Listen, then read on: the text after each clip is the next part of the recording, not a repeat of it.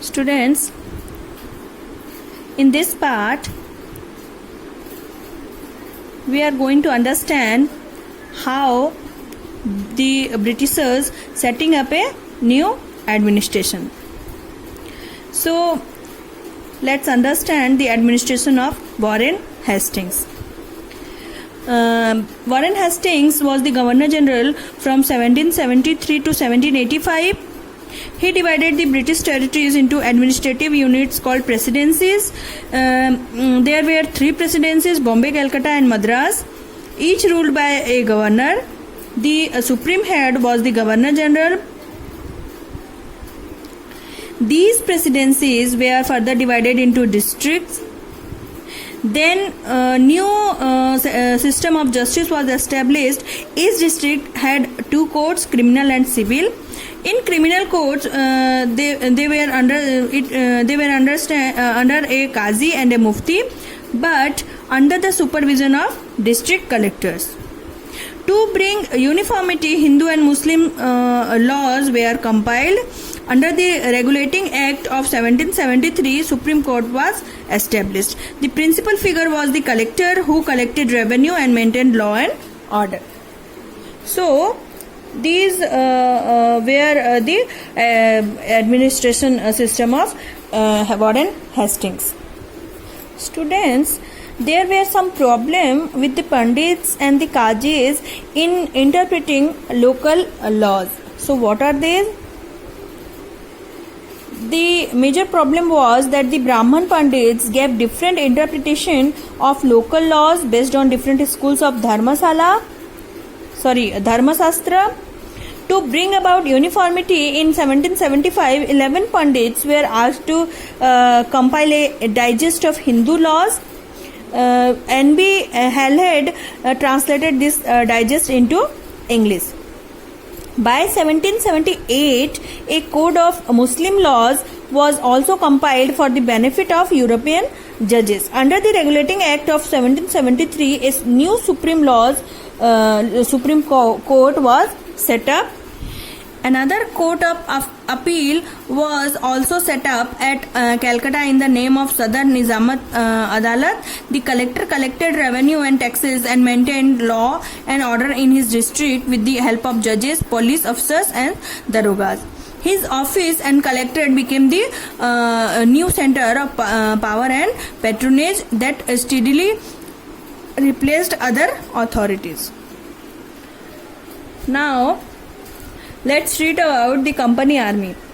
Okay, what are the major features of Mughal army? The Mughal army was mainly composed of cavalry, that means sabas, trained soldiers on horseback, and infantry, the pedal, trained in archery and the use of the sword.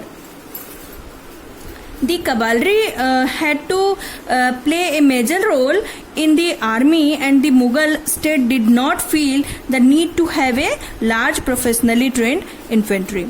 The rural areas had a large number of armed peasants. The local zamindars often supplied the Mughals with pedal soldiers. So these are the major features of Mughal army. Now let's understand the major features of the army of the East India Company. East India Company adopted its own method when it began recruitment for the army. It was known as the Sepoy army, that means soldier. With the change in warfare technology from 1820s, the cavalry needs of the company's army declined because the British Empire was fighting in Burma, Afghanistan and Egypt. There our soldiers were armed with muskets and matchlocks. The soldiers had to keep pace with changing military requirement.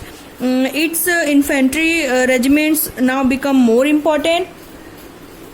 In the early 19th century, the British began to develop a uniform military culture.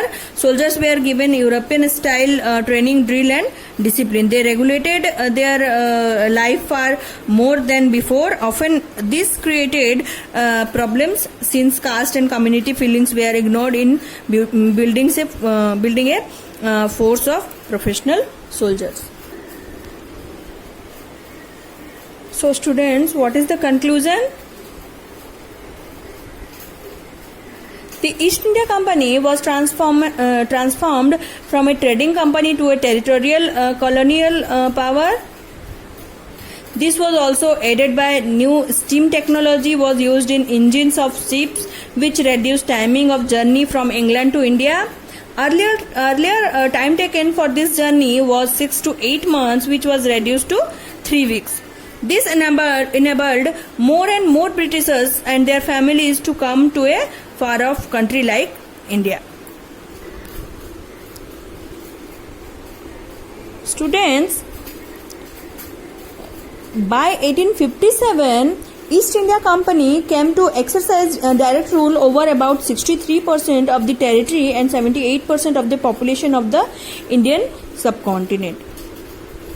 Combined with its indirect influence on the remaining territory and population of the country, it had virtually the whole of India under its control. Okay, that's all about this chapter. Now it's your homework time. These are some questions. You have to write all answers, and also you have write all notes and the exercise questions in your copy.